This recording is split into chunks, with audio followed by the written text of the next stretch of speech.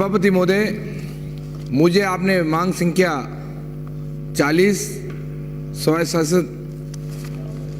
और 45 वन विभाग पर बोलने का मौका दिया, उसके लिए धन्यवाद। माननीय सभापति महोदय, किसी की शहर की आधारभूत व्यवस्था का जिम्मा नगर पालिका, नगर परिषद, नगर निगम पर होता है, पर पिछले लंबे 4 साल से जिस प्रकार की नगर पालिकाओं में कोई कमी पेशी रही है,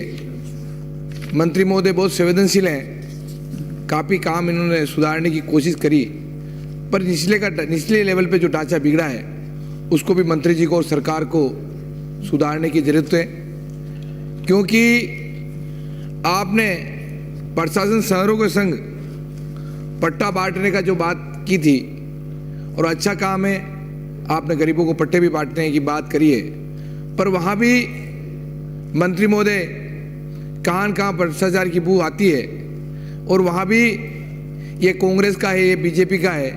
इसको दिया जाना चाहिए, इसको दिया जाना नहीं चाहिए, पर इसमें भी प्रत्येक आदमी को मिले, प्रत्येक जिम्मेदार आदमी को मिले, इस प्रकार की आप देखकर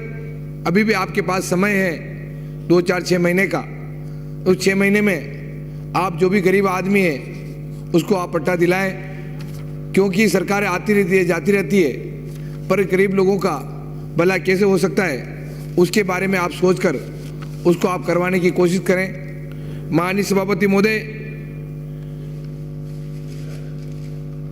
चित्तौड़गढ़ में जब भारतीय जनता पार्टी की सरकार थी, मैं वहाँ से एमएलए था, शहर के चारों तरफ जोड़ने के लिए हमने 4 लाइनें रोड बनाई है। उन रोडों का आज टूट फूट हुई है, उनका वापस नवीनीकरण कैसे हो, पूरे शहर में जिस प्रकार रोड टूटे हुए हैं, उन रोडों को आपने पैसा भी दिया है, पीडब्ल्यूडी के थ्रू भी दिया है पैसा, उसके थ्रू भी दिया है, उन रोडों को व्यवस्थित कैसे करें, अच्छा काम कैसे हो, और वापस रोडें ऐसी अच्छी कैसे बने, उसके बारे में भी आपको देखने की जरूरत है। आज यूआईटी की बात करूं, चित्तौड़गढ़ में नगर पालिका यूआईटी काफी 12-13 साल से यूआईटी है मंत्री महोदय, पर यूआईटी में जो रिटायरमेंट अधिकारी लग रहे हैं, 2 मिनट आप सुन लें, और यूआईटी में पूरी आज कमिश्नर के अलावा वहाँ टोटल रिटायरमेंट अधिकारी जो काम कर रहे हैं उसके बारे में, क्योंकि उन पे पट्टों पे हो, दूसरे पे हो, दूसरे सभी पे साइन रिटायरमेंट अधिकारी के हो रहे हैं, जो रिटायर्ड हुए, किसी को 5 साल हो गए, किसी को 8 साल हो गए, किसी को 9 साल हो गए, और वो अधिकारी काम कर रहे हैं। आप खुद सोचो, रिटायरमेंट अधिकारी उस पट्टों पे साइन करेगा या दूसरे कोई काम करेगा, उसमें कितनी ईमानदारी से काम कर पाएगा, इसके बारे में मैंने पहले भी देखा। 2 मिनट मंत्री महोदय, 2 मिनट, उसमें आप एक बार देख लें, उसके बारे में भी आप सोच लें, क्योंकि यूआईटी के जितने भी काम थे वो सभी काम पेंडिंग है। एक यूआईटी के आज जमीन कन्वर्ट करते हैं, जिस प्रकार का वहाँ भ्रष्टाचार के बारे में मैंने आपको लिख के भी दिया है, मैं आज भी आपको मैं और लिख के दूंगा मंत्री महोदय, क्योंकि जमीन कन्वर्ट करवाने के नाम पर 50 रुपये स्क्वायर फीट, 100 रुपये स्क्वायर फीट जिस प्रकार की वहाँ बदबू आ रही है, उसके बारे में आप सोचकर उसको व्यवस्थित करें। और जितने भी रिटायरमेंट अधिकारी हैं वहाँ सरकार के अधिकारी लगे और सरकारी कर्मचारी लगे, क्योंकि जब तक सरकार के कर्मचारी लगे, जब तक जिम्मेदारी से काम हो नहीं पाएगा। यूआईटी में काफ़ी पैसा पड़ा है, वो जनता का पैसा है, वो पैसा व्यवस्थित लगे, इसके बारे में आप सोचें। और नगर पालिका की बात करूं, नगर पालिका में जो पिछले 2-4 साल से कांग्रेस की सत्ता में जो काम हो पाया, उसके बारे में सभापति महोदय मैं आपको बताना चाहता हूं। वहां कुत्तों की नसबंदी का मामला आया, और कुत्ते की नसबंदी, एक छोटे भ्रष्टाचार की मैं आपको 2-3 उदाहरण दूं सभापति महोदय। कुत्तों की नसबंदी, क्योंकि सर्वे में कुल ही 2000 कुत्ते आए, पशुपालन विभाग ने जो लिस्ट दी है, और उन्होंने कागजों में 3000 कुत्तों की नसबंदी करके पैसे ले लिए, और उस प्रकार के बिल बन गए। उसके बारे में एक बार अधिकारी भी बैठे हैं, उसके बारे में आप सोचें, क्योंकि 3000 कुत्ते कहाँ से आए,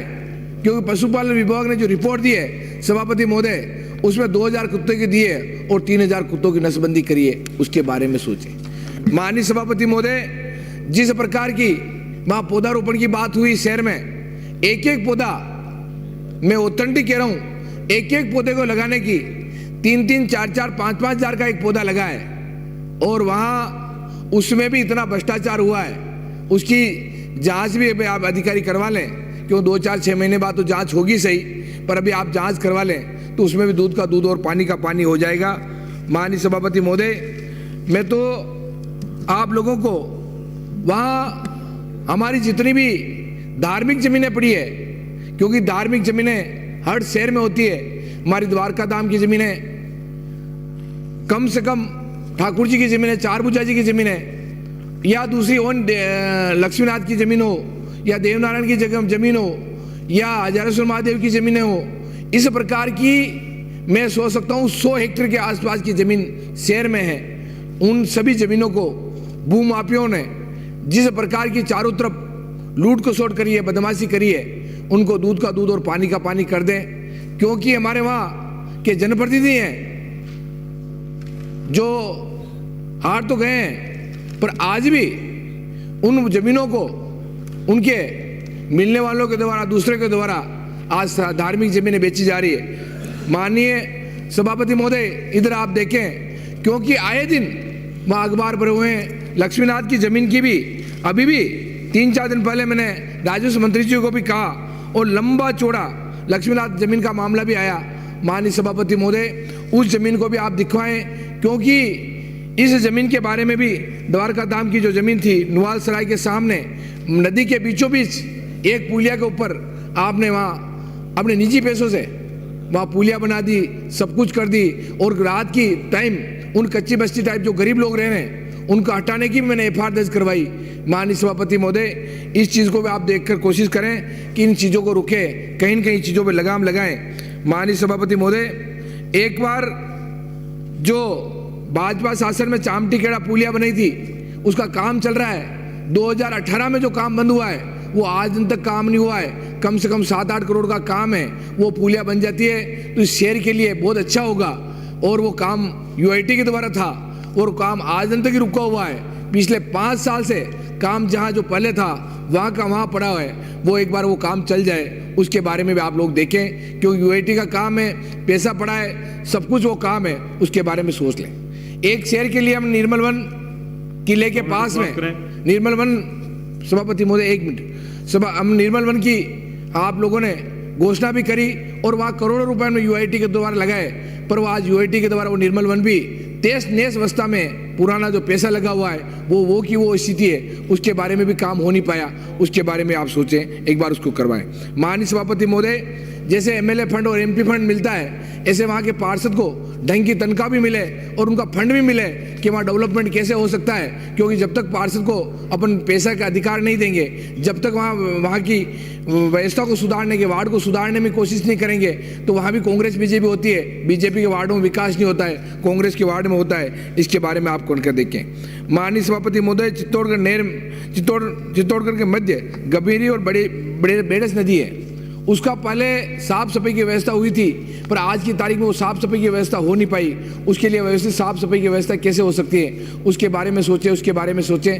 उसके एक शहर के बीच में पहले हमने बहुत बड़ा प्लान यूआईटी के द्वारा रिवर फ्रंट का बनाया था, वो रिवर फ्रंट का प्लांट भी आज अधूरा पड़ा है कि रिवर फ्रंट के द्वारा हम उसके शहर के बीचों बीच है, उसको आप लोग देखें। एक हम लोगों की मांग थी, मानपुरा से कपासन के बीच में, वहाँ करीब 100 करोड़ का प्रोजेक्ट है कि 2 पुलिया बने और कोटा से हम डायरेक्ट उससे जुड़ जाएं। उस कोटा रोड से हम डायरेक्ट मानपुरा से कपासन रोड से कोटा को जोड़ने के लिए, उसके बारे में भी हम लोगों की मांग है, उसको भी आप लोग जोड़ने की व्यवस्था करें। सभापति महोदय, एक सफाई कर्मचारियों का मामला बार बार आता है, हर बार होता है, क्योंकि वाल्मीकि समाज के लोग उसको साफ सफाई की व्यवस्था को सुधारते हैं। जहाँ कर्मचारियों की भर्ती है उसको भर्ती भी करें, और वहाँ साफ सफाई वाल्मीकि समाज के करते हैं, दूसरी समाज के लोगों को हम भर्ती कर लेते हैं, वो साफ सफाई कर नहीं पाते हैं। मेरा तो आप लोगों सभापति महोदय आपके माध्यम से, सभापति महोदय एक मिनट, वहाँ वाल्मीकि समाज को भी करें और ज्यादा से ज्यादा और जोड़े तो 20 लोगों को जोड़ लें, तो साफ सफाई कर्मचारी में अगर वाल्मीकि समाज करेंगे तो उनका लंबा टाइम का काम है। माननीय सभापति महोदय, एक मिनट सभापति महोदय, वन विभाग के बारे में एक बार सोच लूं। अंकित नहीं होगा, अंकित नहीं होगा, प्लीज माननीय सदस्य प्लीज विराज, आप सहयोग करें, सहयोग करें, विराजिए।